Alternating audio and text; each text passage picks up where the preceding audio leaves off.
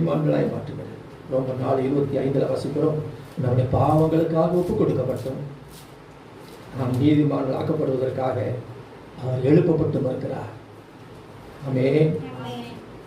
நம்முடைய பாவங்களுக்காக அவர் ஒப்புக் கொடுக்கப்பட்டார். நாம் நீதிமான்கள் ஆகும்படியாக அவர் என்ன செய்தார்? உயிரோடு எழுந்தார். சத்தியத்தை விசுவாசிங்க.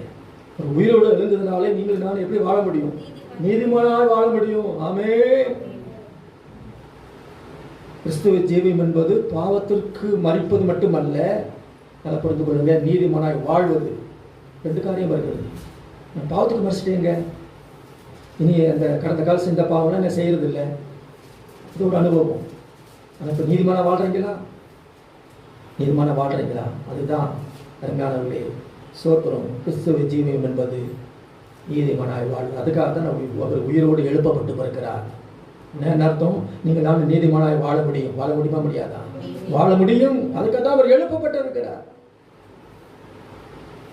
அந்த உலக சகாப்தத்திலேயே ஒரு மிகப்பெரிய அவர் ஒரு காரியத்தை நிகழ்த்தி இருக்கிறார். உயிரோடு எழுதது இன்னைக்கு எந்த ஒரு மனுஷனும் செய்ய முடியல. எந்த ஒரு மனுஷனும் செய்ய முடியாத ஒன்றை அவர் நிகழ்த்தி காட்டி இருக்கிறார். உயிரோடு எழுந்தார். இன்னைக்கு எந்த ஒரு மனுஷனும் சொல்லுவாங்க, இல்லைங்க நீதிமானா வாழ முடியாது, பரிசுத்தமாக வாழ முடியாது. ஆனால் இயேசு உயிரோடு எழுந்ததுனால் நமக்கு என்ன நம்பிக்கை உண்டாயிருக்கிறது? நாம் நீதிமானா வாழ முடியும். ஆமென். நீதியா நடக்க முடியும். சொல்லுவார். என்ன கண்பானவர்களே,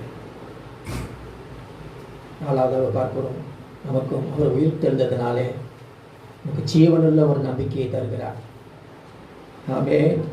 நமக்கும் நித்திய ஜீவன் உண்டு, நமக்கும் வாடாத ஜீவ கிரீடம் உண்டு என்கிற ஒரு ஜீவனுள்ள நம்பிக்கை நமக்கு தருகிறார். ஆமென். உயிர் திறந்ததினாலே எடுத்து நீங்கள் வாசித்து பாருங்கள். 1 பேதுரு 1 4 வசனம். 1 பேதுரு 1 4 வசனம் வாசிக்கிறீங்களா?